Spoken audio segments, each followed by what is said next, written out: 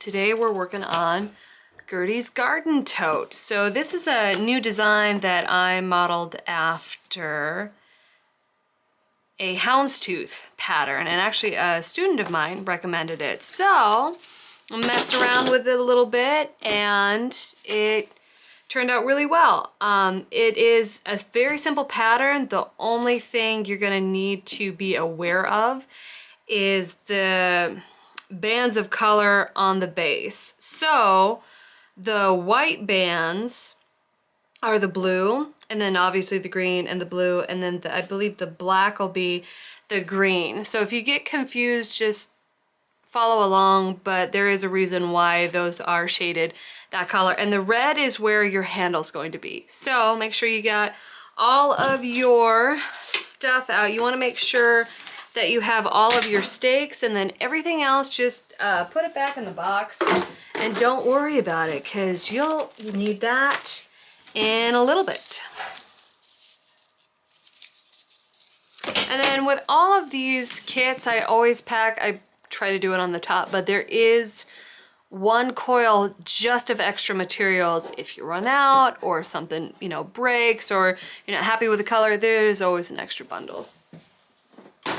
Start with, you're gonna want to make sure you have your 12 by 12 handle, because the base is woven into the handle, and you want to make sure you have hot water, and you will need scissors, clips, and for the base, either a good knife or an X-Acto blade, and a weave right too. Another good thing to have while you're working on the base is either these spoke weights or really heavy books, or you can even get like a piece of 12 by 4, something heavy that can weigh these down, because that's going to make it significantly easier for you. So go ahead and cut the natural. Make sure that these specific stakes are soaked, and then with all these, I don't know if you can see, I do write in pencil the amount and the inches that each coil is. Once it's dried, you can take a number 2 pencil and erase it, or you can just wait and cut it off or tuck it into the basket. So it's not a permanent mark. So go ahead and lay out 6 of these 1/2 inch stakes at 50 inches with rough sides up. Oh.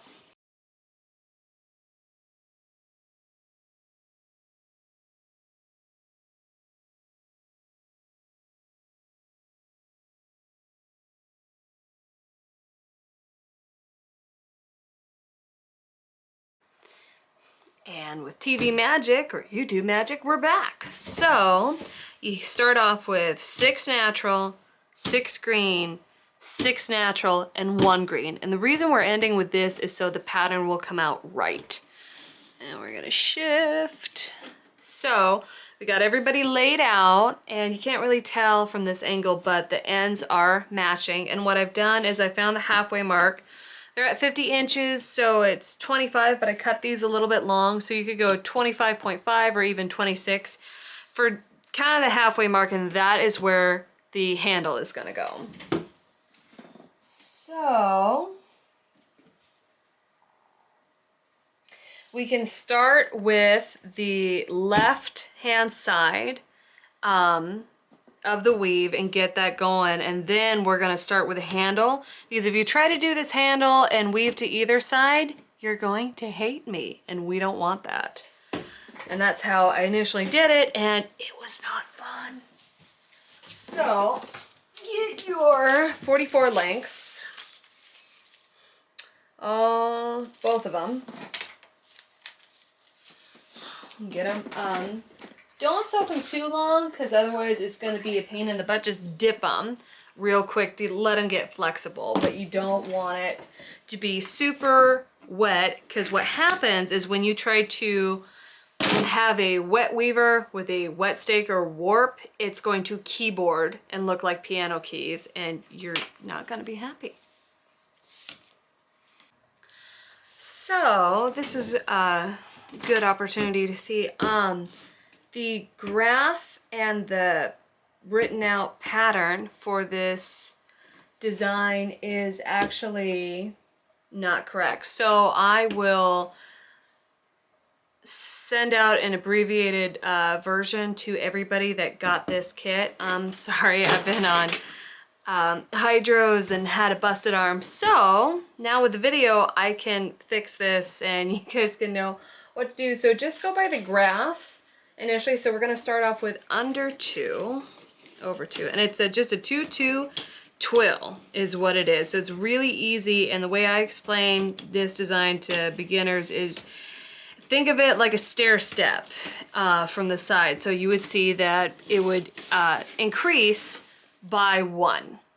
So you did under 2. So now what's the next thing we want to do? Okay, we want it to stack up. So how do we do that? Okay, well, we make sure that we would go over 1 and under 2, over 2. And you really won't see it till I do 3 rows, and then you'll get an idea.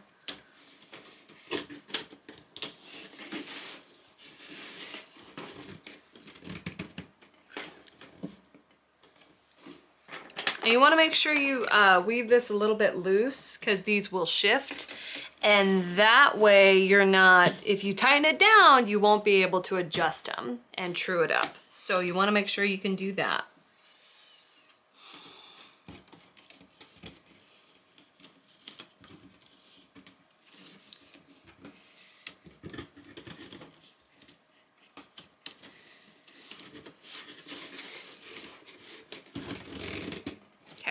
So now you can kind of see how it's stacking up. And if you look to the side, it's just like a stair step.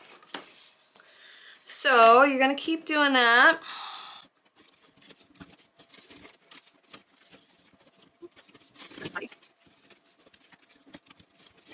All right, so there is the first 6. So now what we're gonna do is grab your green and then you're gonna get up to the handle mark. All right, we're back. So we've got our first set of white, we've got our first set of green, and now we've got our little halfway mark here. So now we're gonna start on the handle.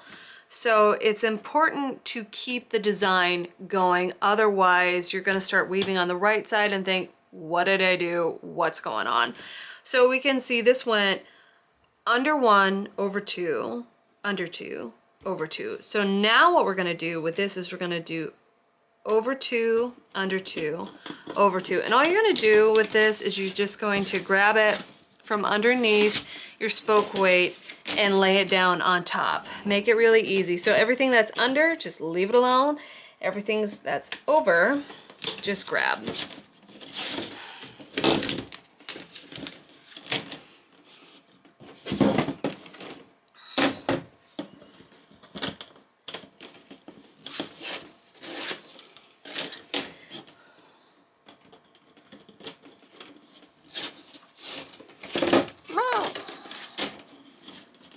Okay, so now we've got that all situated. Oh, you can see how everything's loose and we've got the handle where we want it. Now we're gonna weave to the other side. So we did under 2. So now we're gonna do over 1, under 2. So the only thing that gets a little bit tricky in this pattern, everything's over 2, under 1, but starting out it might be a under 1, then over 2 and under 2. So just make sure, the best way to troubleshoot is make sure that you are watching for that stair step effect. And if it isn't looking like a set of stairs, well then you're off somewhere.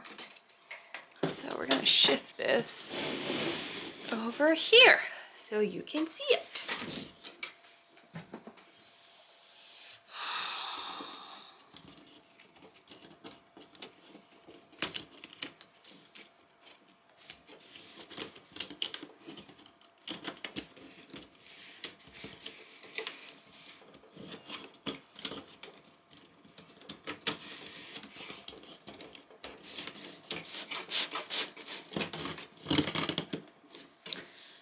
Okay.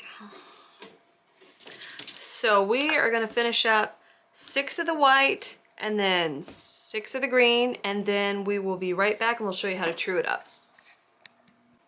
All right, we're back, and you can see that we have all 4 sections complete. And it looks like if you follow the graph, it's correct. So I just gotta change up a couple things on the row by row instructions, and then I'll make sure to send out a mass email to everybody that got this kit. So sorry about that. All right, so now you wanna make sure that your handle's in the center.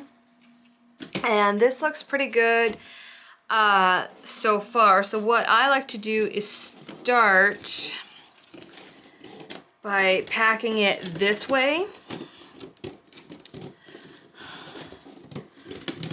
And you can get a tool. Usually I just like to use my fingers. But that way, once this is packed, then you have a gauge for where all the other spokes are. And then we practice hillbilly basketry, and I'll show you what I mean by that as far as measuring.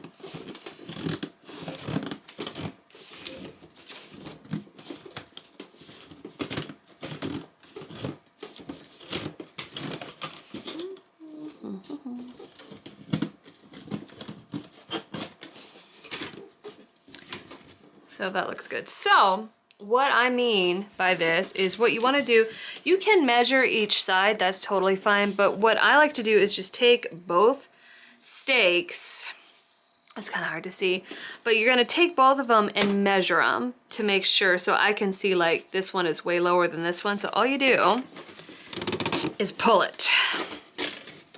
And then you measure it again, you hold it up and go, okay, that's about the same. Okay, that's good.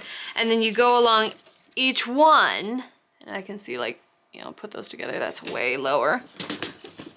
And pull it a little bit. And just kind of eyeballing it, I have found gives me the best results for most baskets. Now, you can totally measure each one and get it as exact as you like. This is just the way I like to do it, and it's faster. Okay. That's good.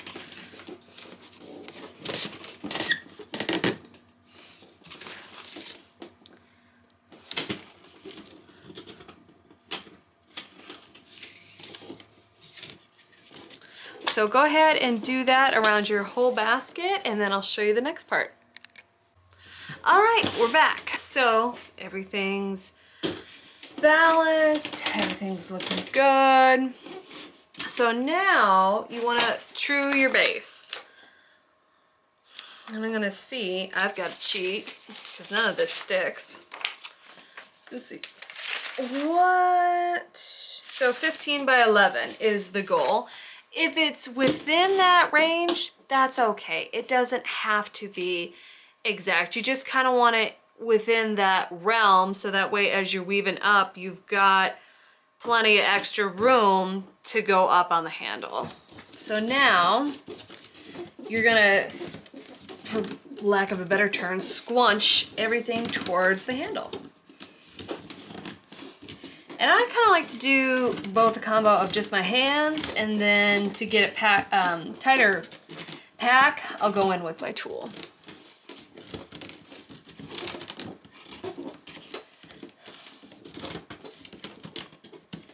So you can kind of lift and scoop a little bit.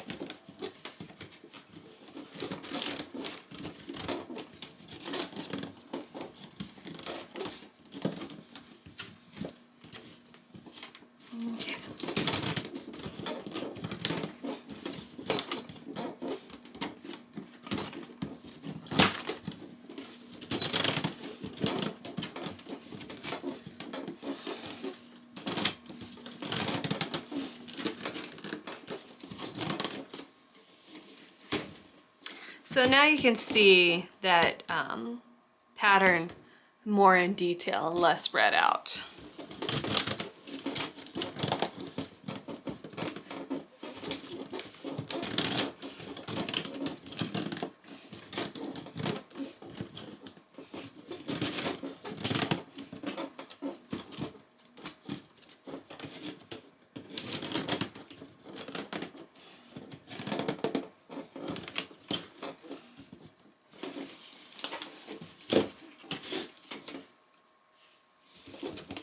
So I'm gonna repeat the same thing on the other side, and once that's done, we'll measure and come back. Got the desired amount of 15 by 11. Now for me, I packed it down and then I did have to spread it out just a little bit, which makes it easier to weave up top or on the sides. So now that we've got the trued base, everything's cool and groovy, we are going to upset the steak. So all you do is you want to make sure they're damp, not soaking wet. And you go around and you want to make sure that you are bending them and pressing them with your thumb or fingers. And you want to make sure there is that crunch sound to it, because that will make for a more crisp shape, essentially. And then I will show you the trick that I got taught for making really square and neat corners. And you would be surprised at how borderline abusive it is. Okay, so I'm gonna go all the way around and upset these corners. And these are the ones I pay a lot of attention to, because those dictate your shape. So, and then with this, you want to make sure that when you crimp them, it's not like all the way in, because that will mess with the shape a little bit. So you want to make sure it's like right on the edge of this steak. Crimp, crimp. Yeah, so see this one? We don't want that. We want it to back up just a tiny bit. And even if it's a little bit over, I would prefer that over it being way too far in and you think, why did I do this? So now, so see, I'm gonna kind of measure it, then crimp.